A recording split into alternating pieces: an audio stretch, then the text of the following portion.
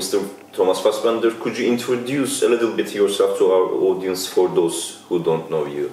Well, yeah, my name is Thomas Fasbender. I'm working for the Berliner Zeitung, a Berlin daily, as head of the head of geopolitics, covering international politics for the newspaper.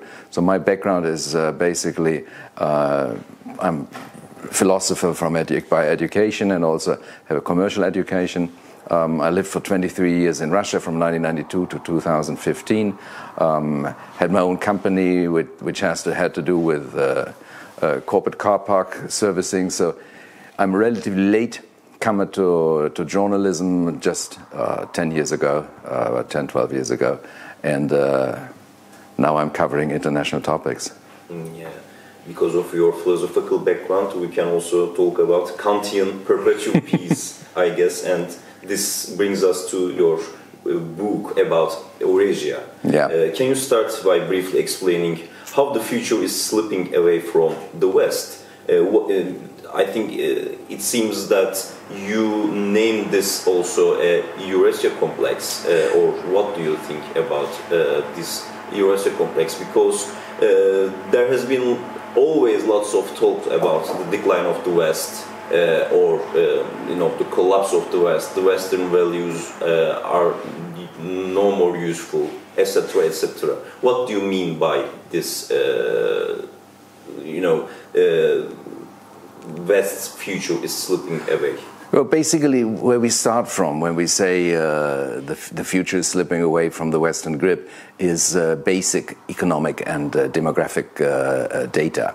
To start with demographics, so European people used to, the European and European, say, rooted people, if we include Canada, USA, just 100, 150 years ago, 30% of the world population. Today we are these people, these countries number less than 15% of the world population.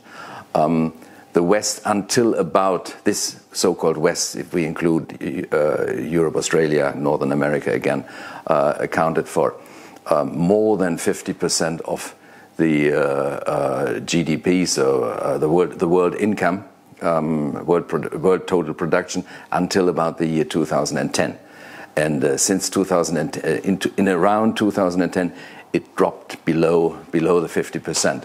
If we look today at the BRICS countries, Brazil, Russia, India, China, South Africa, they have a couple of years ago they have overturned. They have reached more than a total production of more than the G7 countries, which used to be since the 70s the club of the Western developed industrialized nations. So we see there is a numerical decline, a numerical slipping away from the very highly influential position that Europe and the European-based or European-rooted countries used to have until their pinnacle in about the middle of the 20th century, after the Allied victory in the Second World War.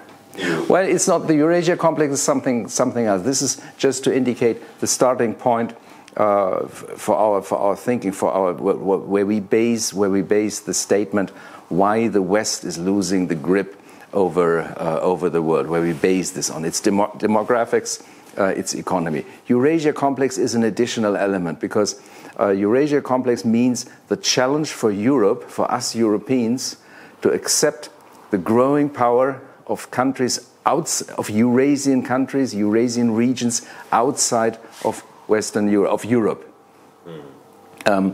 Even, for example, look at Russia today. Yeah, we used to consider Russia as a substantial part of Europe simply because a large part of Russia is geographically accounted for as European, but over the last, certainly since the start of the war, the idea that the European idea of ourselves more and more excludes Russia. So Russia is becoming part of some concept of Eurasia, which is not the only concept of Eurasia. And we discuss in the book that there are different concepts of Eurasia. You can have the Eurasian landmass.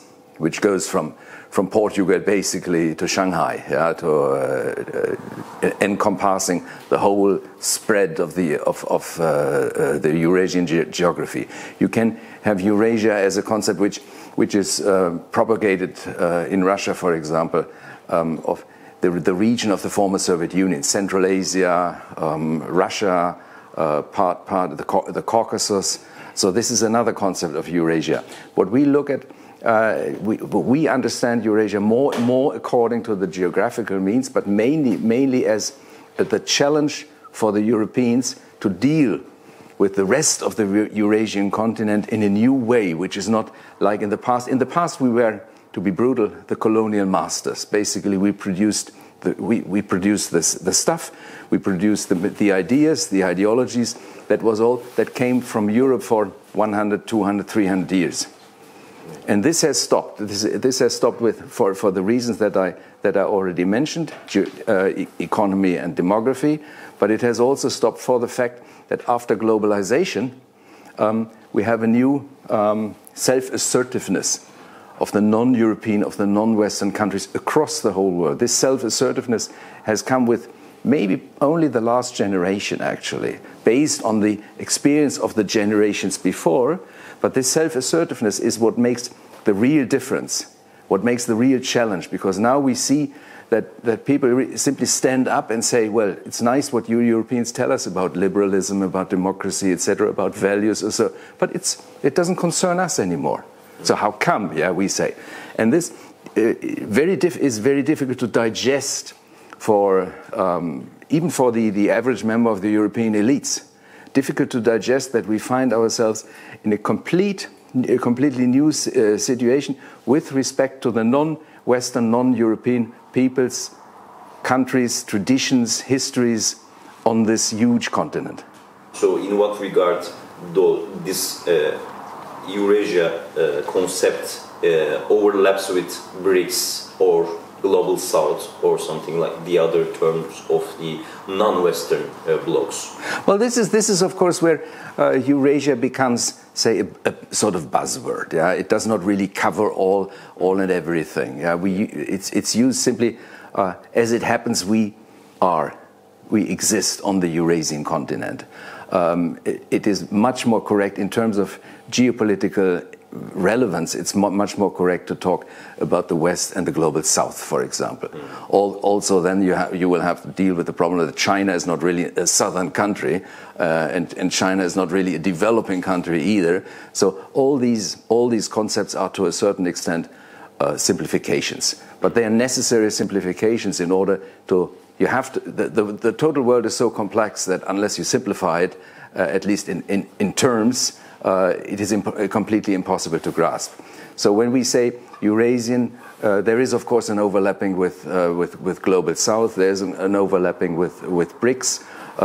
You have SCO, Shanghai Security Organization. What we see is that below these terms, the names that we give, this assertiveness I was speaking of, represents itself, turns itself into new power arrangements. Because the BRICS were a club. Yeah, they were not even a club; they were a name in the beginning. Yeah, given by some American analyst about 1999 or so. And then it turned, it gained a sort of life on its own, yeah, and it turned into first of all a conceptual name, and then into a political reality. And now this political reality, or economic reality, I should say, now this economic reality turns into political reality. It gains gravity. It attracts. Well, it already attracted. Ethiopia were accepted. Iran was accepted. Egypt and. Emirates and the Emirates, plus now your country, Turkey, has officially asked for membership, and most probably in 3 weeks in October in Kazan, Turkey will be accepted. The same is for Azerbaijan. So, and this also creates, of course, a new dynamics, because imagine the original BRICS in 1999. There was no Islamic country part of the original BRICS. Now, the Islamic factor, which is in itself, when we talk about when we talk about names or descriptions, which represents in itself an entity, the Islamic world, from Indonesia to Morocco. Now, this Islamic world also joins in this new distribution of cards, I should say. If we compare geopolitics to a game, there's always a new round. Yeah? We always redistribute the cards. And one of these cards is, of course, and the card with growing value is, of course, the Islamic world. So, another question is, could Asia or Eurasia today maintain its strong position in competition with the United States or the G7 countries? The United States had a very pronounced position of supremacy, you know. And also even the Soviet Union, for example, could not hold their own. Could Eurasia achieve superiority not only in economic terms, but also in cultural, civilizational and systemic terms? Could it at least establish a balance against the Western countries? Here we have to be careful not to mix up two things. These are names. There is no entity Eurasia. There is no entity, no single entity Global South. There is also no entity the West. We use these labels to describe influences, to describe certain gravities, to describe powers that exert, that compete, that antagonize with each other. When we talk about Asia, there's always the China-India conflict as a dividing factor. When we talk about the Islamic world, you will always have the rivalry between Turkey, Iran, and Arabian world. And of course, in the reality of the geopolitical games, each side will try to benefit from the rivalries on the other side. So like Russia likes to divide Europeans from US, yeah?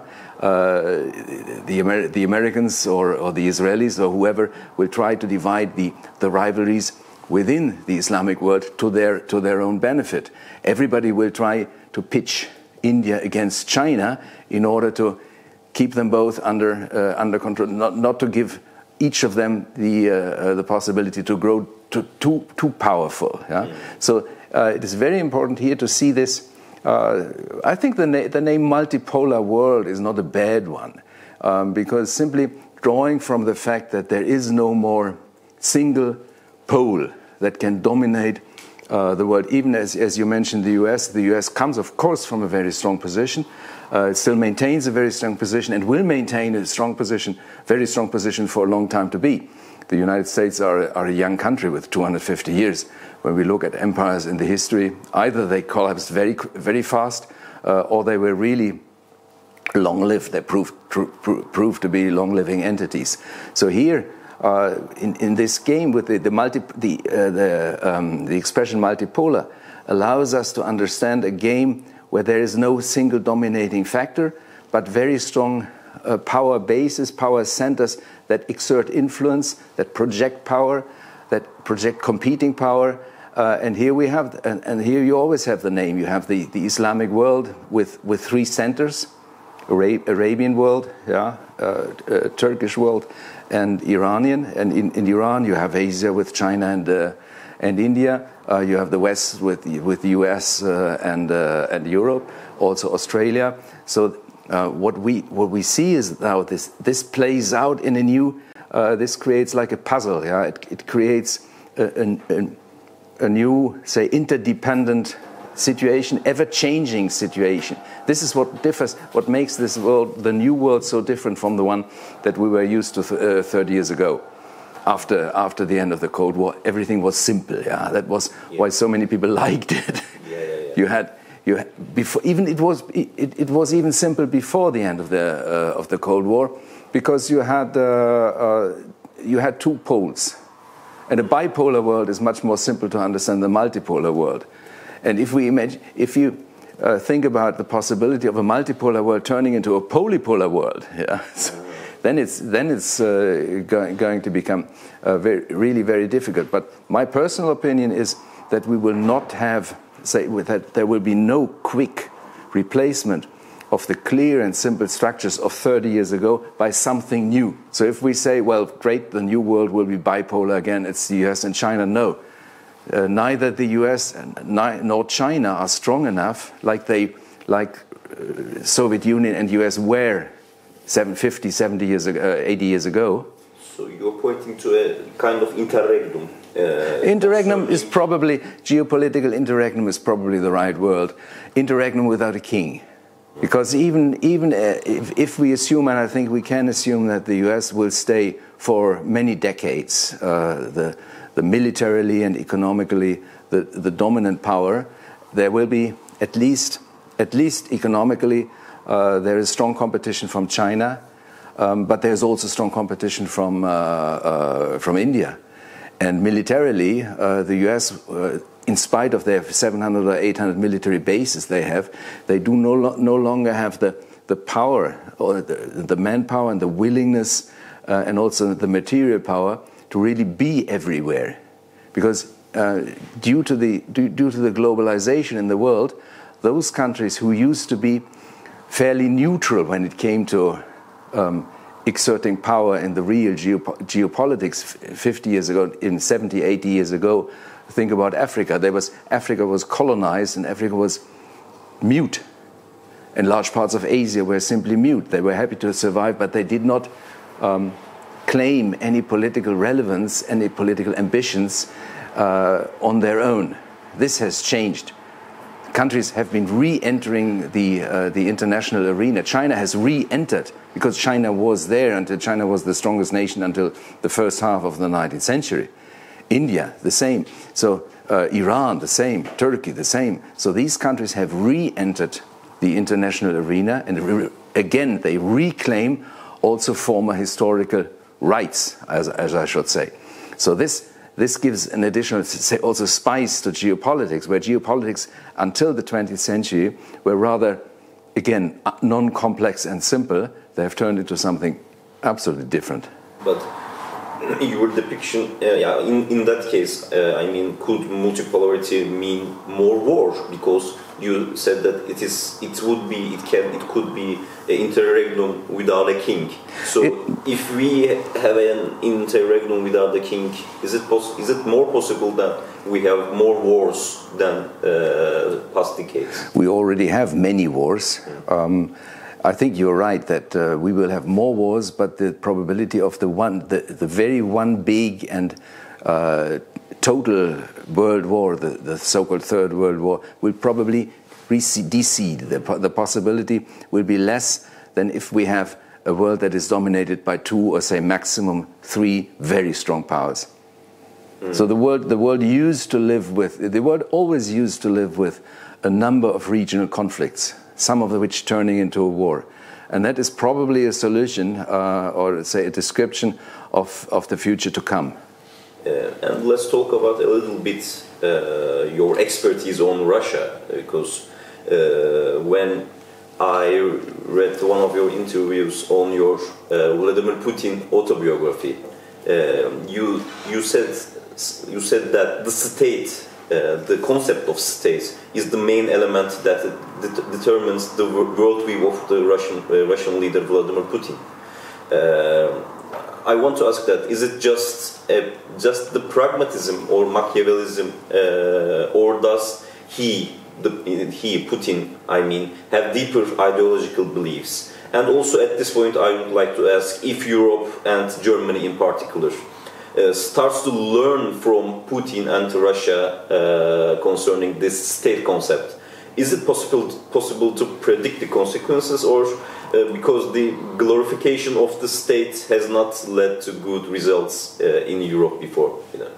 Well, Russia, in difference to European nation states, is still, in spite of having been cut off from Central Asia, having been cut off from the Caucasus, is still in their own view an empire, an imperially dominated state, not a nation state. Well, the Russians make up about 80% of the population of Russia. You have this is the majority, of course, large majority, but still Russia, from their historical understanding of themselves, their self-view, do not see themselves as a nation-state of the Russians. The state is insofar very relevant for the Russian leader, and probably for all Russian leaders more or less, that it is fragile. Yeah? Russia has historically had a fragile government, a fragile power because of the its huge territory, at the same time sparsely populated, with traditionally very strong differences between rich and poor, and very difficult to protect, because the Russian borders are immense and very few of them are natural borders like rivers or mountain ranges or so. So there's always the possibility of the Russian state, from the way it sees itself, is an endangered entity. This is why Russia has this very strong, when it comes to the West, but not only to the West, also to the South, this high degree of insecurity, of at least potential insecurity. The memory of 1812, the French invasion, the memory of 1941, the German invasion, they're very strong. They are cultivated on one side, artificially cultivated by the state as a part of state cult and cult of history and cult of historical victories, but they also reflect something real, which is the feeling, and the feeling is real, yeah, a real feeling of insecurity. This is what many people in the West have difficulty to understand, because people in the West, they deduct from themselves. They have no aggressive feeling, no expansionist feelings towards Russia, so they say that even NATO or the West, there is no threat from us going to the direction of Russia. So any perception on the Russian side of insecurity, of threat, must be is fictitious, is just an imagination, is not real. But that's where we come into psychology. When does a feeling becomes real and when not?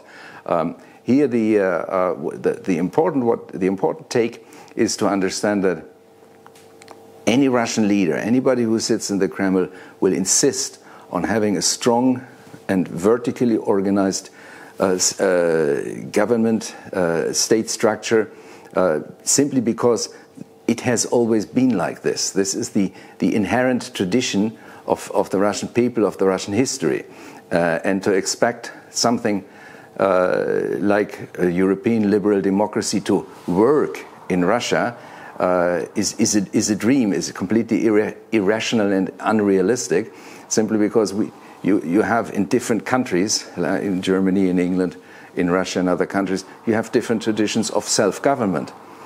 And the particular tradition of self-government in Russia has always been up-down, and also vertically, and combined with a strong element of power, simply of power in the sense of being able to exert your will. So you think that during the collapse of the Soviet Union, for example, Helmut Kohl thought that Gorbachev was willing to decentralize the Soviet Union, and it will be a great democratic experience for Russian people. Lots of political elite in the West, especially in Germany and United States, thought like this, but you think that that's not true? I think Mikhail Gorbachev himself believed that there could be something like a liberal and more or less democratically organized Russia. But as it turned out, it was not to be. We can, of course, books have been written about, and books will be written about why it could not be. But the fact is that, again, embodied by Vladimir Putin, the security apparatus, the power apparatus, the state in its purest form has taken the control again. So all what Gorbachev tried to achieve, and what Yeltsin in a way then continued during the 1990s, I wouldn't even say it didn't work out, because I lived during the 1990s in Russia, and there was a lot of there was a high amount of vital democracy and vital discussion, and that was always all there. But it factually ended with the old security, the power, the siloviki, as the Russians say, the old KGB structures taking the reins again. We can regret that. We can fictionalize. Was it necessary? Was it not? Yeah, we can try to explain it.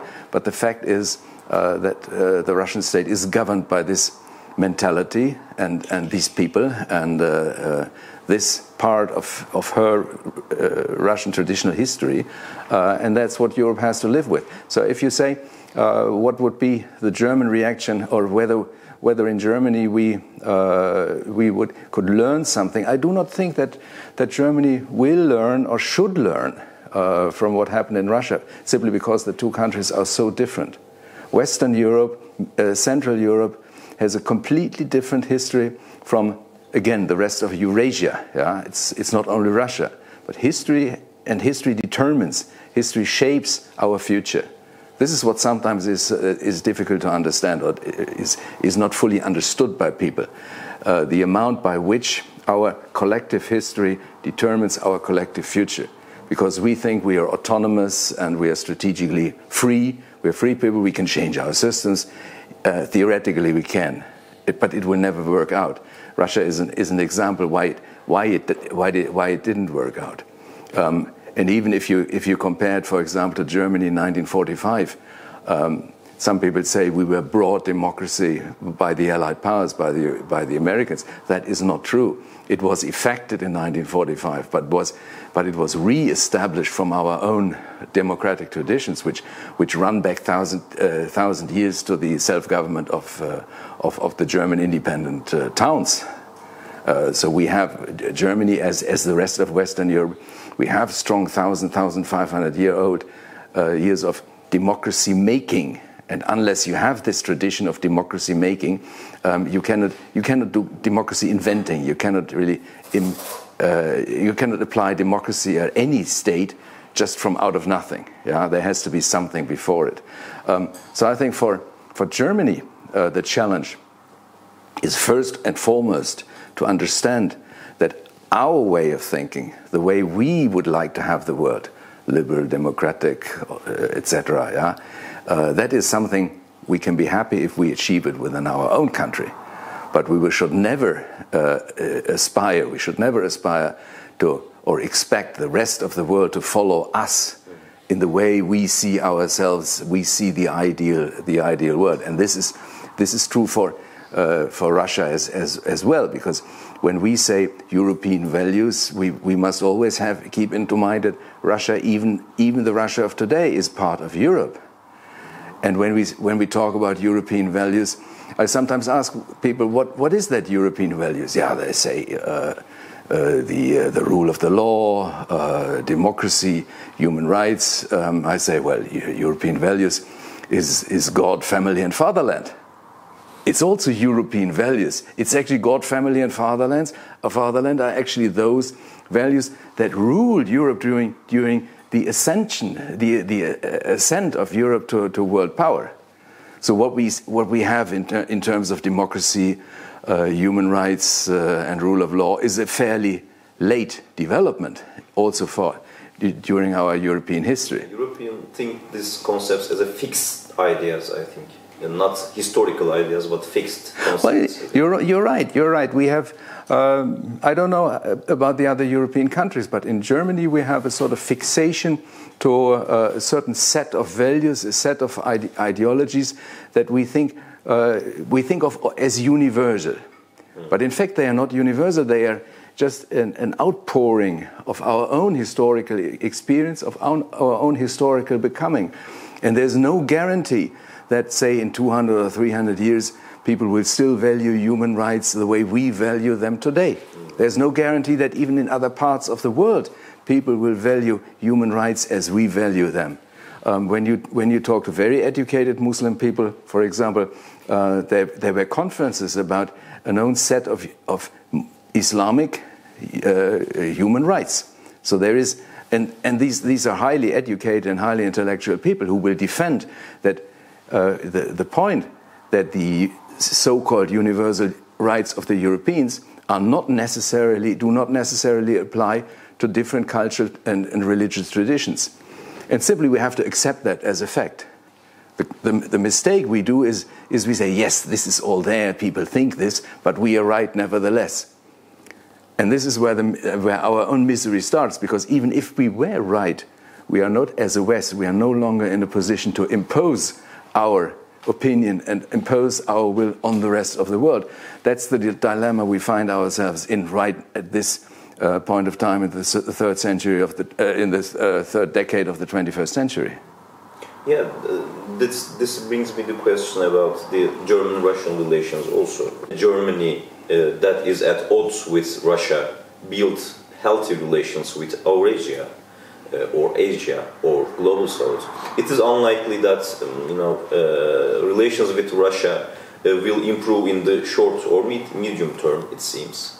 And the following question arises: what does Germany lose in this context if it quarrels with Russia? Well, Germany is at a crossroads right now. As I said, we have a certain idea about what values should apply for universally for everybody. We have certain ideas about the rule of law in international relations. We have certain ideas about international law, the dogmas of international law, territorial integrity of companies, self-determination by peoples, etc. And we are very firm in our beliefs, in our understanding that this has to apply for everybody. Now, Russia, feeling attacked on their southwestern front, so to say, by this approach of the West, by the West from a Russian point of view, trying to cut off Ukraine from the so-called Eastern Slavic world, the so-called Russian world. This is just the Russian view. Whether we accept it or not, it is there. It is a reality. So Russia has breached international law with the invasion of 24th February 2022. There's no question about it. It has breached own obligations towards Ukraine, towards the international order. So it has, in many respects, breached the order that governs Europe and that should govern Europe from a German point of view. So how do we deal with that? We cannot, we are still trying, say, to secure victory of the Ukrainians, and by securing victory, we say re-establish. We can still try to re-establish the status quo ante, so the European order as we understand it. If that does not work out, if we are not in a position to secure Ukrainian victory, to re-establish the order, if the conflict ends, say, with a territorial compromise, which would completely counter all our beliefs in international law, then we will, and that is the dilemma that I'm talking about. Then we will find ourselves in a situation where we have to rethink our whole relations to the world, to the outside world. It's your question. How will we deal with Russia? Yeah. If we still stick to our beliefs in international order, we cannot talk to the culprit. We cannot go. Russia will become a taboo country for us. But not only Russia, also China, for example. Yeah? For breaches of human rights, you will find in Iran. You will find in so many countries. Saudi Arabia, even an ally of ours, breaching human rights. So if you really think the thought base of our present policy to the end, we will end up isolated, self-isolating. We will definitely self-isolate. Of course, we will not self-isolate ourselves, because even in Germany you don't only have ideologists. You have very rational people. We rely on export. Our economy is to more than 50% or something around 50% reliant upon export. So we need to deal with the outside world. But you point to a very important thing here, a dilemma, the crossroads that I was talking about. most likely we will not have the power and we will not have the strength to impose our ideas of order upon the whole world. Most likely we will not even in a position to be in a position to re-establish the European order in Eastern Europe, in Ukraine. And we will have to come to terms with that. And that means that we will have to rethink and rebase our relations to the outside world on a new set of thoughts, which will be governed more by realistic terms, for example, stepping away from the idea of universalistic values. But still, besides the Ukraine and Eastern Europe question, we have nowadays heating up the Middle Eastern situation. I mean, Israeli invasion of Gaza and also now imminent invasion of southern Lebanon. But when I look at the an outsider, when I look at the United States, even the United States is the most prominent supporter of the Israel right now. Even in that countries like United Kingdom or United States, there are some, other sounds, other thoughts about the situation and U.S. support to Israel. But when we look at the German government, German state structure, even there is a term about Germany's support of the Israeli Staatsräson. If I don't know if I pronounce it right, but what Germany trying to get, in your opinion, for supporting Israel against Palestinian people or now Lebanese people? What's the reason of the geopolitics of this support? Well, you pronounce it rightly, Staatsräson. Okay. But do not think that Germany expects to get something. This is not about getting something in exchange for something. The commitment that Germany feels for Israel as a state is purely rooted in the Holocaust. Not only mainly, it's purely rooted in the Holocaust, in the fact that we were responsible, that Germany was responsible for, say, the only, so far in world history, industrially organized elimination of a people as a whole. This is a breach of culture, a breach of civilization, a breach of all values and rules of all countries and of all religions, of all cultures, which is really singular in this sense. Yeah? It is a genocide of its own singular order. And this, of course, binds Germany. It will bind Germany for generations.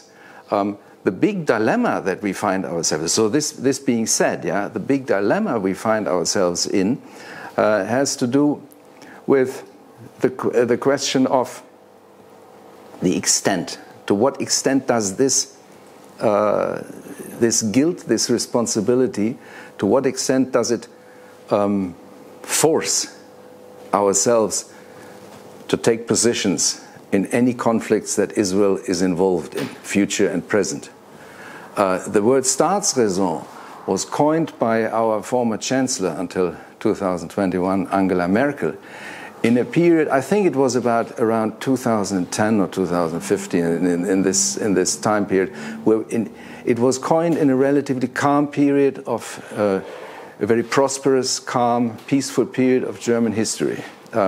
It probably incorporates too much in the sense of going too far in terms of committing us towards Israel as a state. I perfectly understand what she wanted to say. I perfectly side with her on this special responsibility, this special commitment that we have. The question is, does it limit ourselves to take certain positions? Does it only limit ourselves to take certain positions, or does it commit ourselves to take certain actions? So, for example, does Staatsräson mean we have to send the Bundeswehr, our German army, into the Middle East if the existence of Israel would be threatened? And the existence of Israel could be threatened more or less at any time, as we see. Right now we experience a very victorious, a very self-assured, self-assertive Israel that has largely wiped out Hamas, that has wiped out a large part of the leadership of Hezbollah, that will probably show Iran the limits of Iranian power. So we have an Israel that militarily has re-established, revitalized its strength in the region. The big question, and this is a question that Germany cannot answer, the big question is, how does Israel herself see her future in an environment surrounded by hostile people, but antagonized people? Was there ever any country in the world that for a long time, decades, centuries, based the relationship to all its neighbors on military superiority? Big question mark. So for me, that is the question that also has to come back to, when we talk about fundamentals that we Germans have to deal with. To what extent are we obliged to support an Israeli state, and a state of Israel that concentrates itself on only exerting, or almost only exerting, military power? I do not believe that Israel will behave this way under any government. This is very much the present government under Benjamin Netanyahu that is responsible, that has driven the Israeli society in this direction. But we have to deal with this government, which was elected, democratically elected. So according to our rules and norms, this is the legitimate government. The legitimate government behaves in a way where we, as Germans, feel morally distanced. Yeah, most Germans, I don't think, there are some who say that what was done to Israeli people, to Jewish people on the 7th of October 23 legitimates or justifies any sort of response. But the large majority of German people, they will put the question, well, okay, Hamas terrorists murdered 1,200 or 1,400 people, took hostages on the 7th of October, but does that justify the death of 30,000, 40,000, 50,000? Where does it end? Palestinians. What is the equivalent of 1,200, 1,400 Israeli citizens and the number of Palestinians? 100,000, 500,000? So I mean, I'm always trying to think things to the end to get to the fundamentals. And the fundamentals is here that we as Germany cannot be obliged to support an uncompromising eye for an eye and ear for an ear policy on the side of Israel. It's a question that our politicians have to answer, but as you can see when you talk to the Germans low or high up, it does not make difference, everybody feels the dilemma. And there are only very few people who have a clear position. I don't think that there are many Germans who would say, well, I told you this Israel is a disturbing factor, it has to be eradicated. No. There may be Arab people here in Germany who say that, not German people. But there are also very few German people who say that whatever Israel does is justified and whatever Israel does is legitimate because of our own German past. But, you know, there is a more hypocrisy concerning with the German government about one occupying force, in that case Russia and Vladimir Putin, Germany is morally differentiate itself from Russia and Vladimir Putin, but it cannot do the same thing with regarding Netanyahu government and what Israel is doing now in Gaza and Lebanon. I would not use the word hypocrisy. There are hypocrites, no question, but I don't think that they are sitting in the German government. I would not reproach our Chancellor Olaf Scholz for being a hypocrite, neither with respect to Israel nor with respect to Ukraine. You have hypocrites in the media. Definitely, you have double standards in the media. You have double standards with many politicians. I think that our present government with respect to these two big wars and conflicts, tries to stay on an even footing, I would say. And of course, again, we have two commitments. When we look at Ukraine, it's the commitment toward the European peace order, re-establishing the principles of the European peace order. When we look to the Middle East, it's the commitment to the existence of Israel as a state. And these are sort of limitations within which they build a framework within which we have to operate. I think the German government actually, no, I wouldn't say that they are doing a bad job in this respect.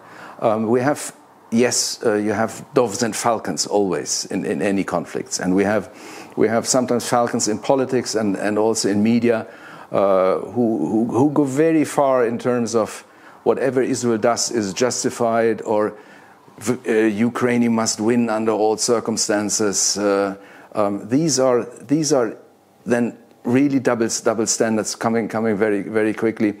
For example, just these days I was wondering, because the invasion of Russia into Ukraine was always described by the Russians as a special military operation. Mm-hmm.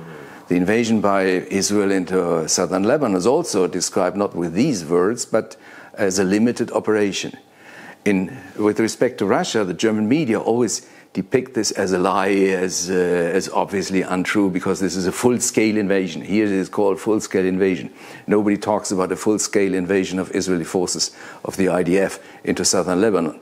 Maybe there is no full-scale invasion yet in southern Lebanon, but I do not expect that if there will be, or if there was, that German media will talk about full-scale invasions. In the South Caucasus, one must clearly state that for the first time, now we are talking in the end of 2024, in the first time since the end of the Soviet Union, so since 1991, there is a real chance for peace. Simply because, and one has to say this again and again because many people do not like to hear that, simply because 1 year ago, in September 2023, Azerbaijan militarily re-established territorial integrity and sovereignty over their whole territory, as internationally recognized at the end of 1991. So what Azerbaijan achieved in the one-day war of 2023, which was preceded by the war in the autumn of 2020, yeah? What Azerbaijan achieved is exactly the same that we send weapons and billions of dollars or euro into Ukraine to achieve on Ukrainian territory, the re-establishment of the full sovereignty of the Ukrainian state on the territory as of the last day of 1991.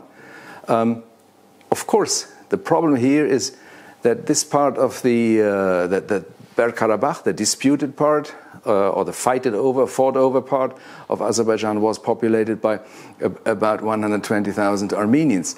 On the other hand, we all know that in the Donbass, which is equally fought over, there is 100,000 more. There are millions of, say, people feeling sympathy, identifying themselves as Russians living there. So we have a more or less comparable situation where the borders of the Soviet Union, the internal borders of the Soviet Union, which became then the external borders of sovereign states in 1991, did not in all respect reflect the population, the ethnicities. So yes, the Bergkarabakh became, after 91, it became a part of Azerbaijan. History worked out the way as it is, because first of all, after 1991, there was a big Armenian-Azerbaijani war. Armenia won the war, or say the Bergkarabakh Armenians won the war. They occupied large swaths of Azerbaijani territory. People had to leave, Azerbaijani people had to leave their territory. After 30 years, Azerbaijan fought this country back. So the chance of peace is not related to the fact that there is an eternal spiral of conflict. There's atrocities on both sides. There are refugees on both sides. It's a terrible conflict which can theoretically go on forever. The one big chance is now that with the re-establishment of the internationally recognized borders between both countries, we have internationally a situation where peace is possible simply because the status quo again corresponds to the internationally recognized territories. That's the key difference for the first time since the end of the Soviet Union. That's why peace is possible. Again, the big challenge for both sides is, can Armenia live with the defeat? Yes, it was a defeat for the Armenian sides. The exodus of the Bergkarabakh Armenians after the one-day war last September was a defeat, was a terrible cultural defeat. Basically, Armenia as a people, gave up a cultural territory, not a state territory, but a cultural territory they had possessed for 1,000 years. So the question again: can Armenia live with this defeat and turn herself towards a more promising future? And equally important, can Azerbaijan be modest in triumph, in victory? And both things. The victor has to show magnanimity. The defeated party also. It depends on the magnanimity by both sides. If both leaders, Mr. Pashinyan on one side and Mr. Aliyev on the other side, if both leaders are historically, live up to the potential, they can become historic figures. If they return to the spiral, to the endless spiral of wars, it was a gone by chance. Also, we have more regional and bigger actors like Turkey and Iran. Iran does not want the so-called Zengezur corridor against its will, and Turkey also, both militarily and economically, has supporting Azerbaijan. Well, a new war must be avoided, there's no question about, simply because the chance will not come again to find peace. And it is very difficult to imagine that in this region there will evolve one actor as a dominating winner. Yeah, who could that be? This is an age-old. This is an area where there has never been one, or only very rarely been one dominating power. When we look at the opportunity of peace now, I think it is in everybody's interest. If not for those elements on the Armenian side and those elements on the Azerbaijani side that cannot live for emotional reasons with this status quo. For the Turks, it is a very attractive prospect that that the border to Armenia will be open for economy, simply for trade. The prospect that they can build the so-called middle corridor through Nakhichevan, through this Azerbaijani exclave Nakhichevan, and then south through the Zangezur corridor, or by some other way through Azerbaijan to Baku and further on to China.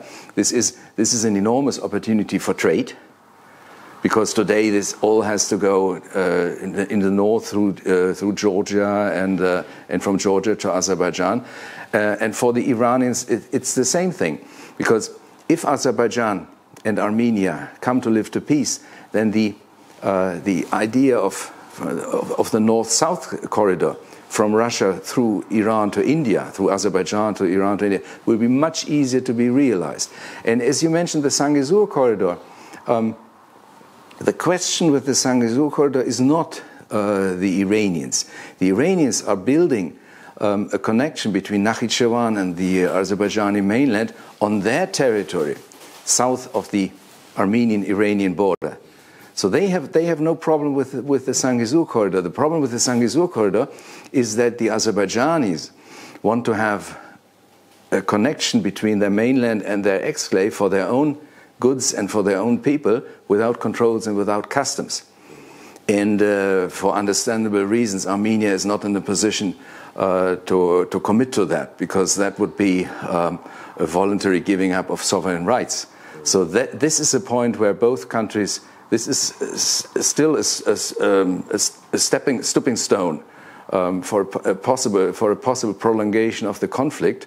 But I don't think that really, I don't see Turkey or Iran as being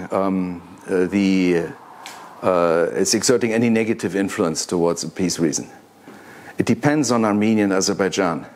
And I'm sure that both sides understood that, because most of the talks are now bilateral, without Turkey, Iran, EU or US participating. You may, thinking geopolitically here, you may expect that some opposition might come from the US, because the US are not interested to give China any opportunity to develop their Belt and Road Initiative, the so-called New Silk Road. Because the Middle Corridor, a peace between Armenia and Azerbaijan, would mean an opportunity to build the Middle Corridor to completely new dimensions. Through the Caucasus, south the Caucasus, east-west through the Caucasus and across the Caspian Sea into Central Asia. I don't know whether there are forces, geostrategic thinkers or plotters in the US who would welcome that. About Turkey and its geopolitical role in the multipolar world, you have some thoughts, I guess, what Turkey can do in these rising new nations league and rising multipolar world. How do you think about that? Well, I think Turkey right now is definitely living up to its potential and to its aspirations. Turkey has, from my understanding, said goodbye to the idea of affiliating with Western Europe. I'd say the EU membership is a fictitious idea. There will be some sort of relationship to the EU, and of course Turkey has a strong interest to integrate economically with the Europeans. There's no question about that. But without giving up any foreign policy autonomy, foreign policy rights. And when we look at the present perspective of BRICS membership for Turkey, it is clear that Turkey will come to a 360-degree foreign policy. The challenge, which will not make it easier for Turkey, by the way, because the challenge is that Turkey, on the one hand, returns to her traditional high rule on the geopolitical theater. On the other hand, she returns to the set of age-old rivalries that always, or for sometimes, again and again made life for Turkey miserable.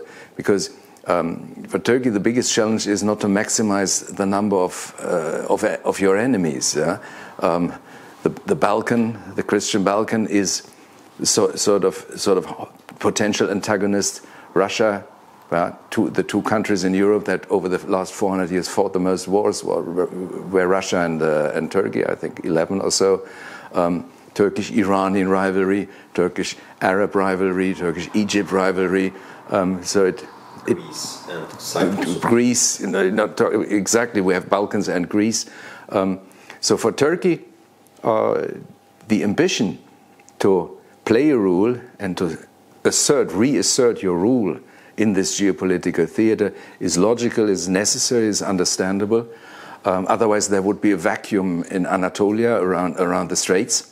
But at the same time, the opportunity brings about a lot of potential trouble and a lot of challenge for Turkish leadership. But I'd say that the big threat comes now from overextending old or reinventing old rivalries. For example, with Greece, Turkey does not need that rivalry. That would be silly. Another threat is, of course, Islamism, fundamentalism. That's the threat for the whole Islamic world, because any step towards fundamentalism draws the Islamic world into deeper internal rivalries and also into deeper antagonies with the non-Islamic powers. And maybe the biggest challenge of all is for Turkey to navigate her position with respect to the growing West-East, the Western Russian enmities, to the growing split between the Western European and the NATO world and Russia, China as the representatives of the so-called autocrats.